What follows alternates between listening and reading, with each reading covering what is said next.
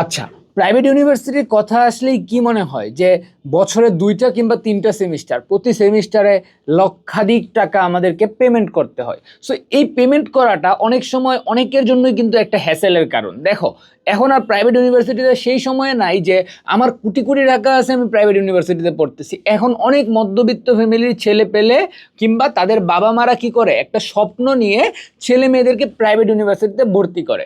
So এই ক্ষেত্রে অনেকগুলো ইউনিভার্সিটিতেই একটা সুযোগ থাকে পেমেন্টের, সেটা কি ইনস্টলমেন্ট পেমেন্ট।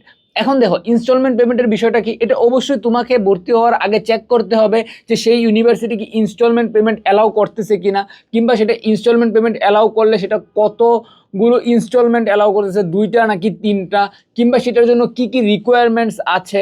যদি রিকোয়ারমেন্টস থাকে সেই রিকোয়ারমেন্টস ম্যাচ করতে হবে, এবং কয়টা ইনস্টলমেন্ট আছে সেটা জানা থাকলে তুমি যখন ইনস্টলমেন্টে পেমেন্ট করতে যাবা তখন কিন্তু তোমার জন্য ইজি হবে।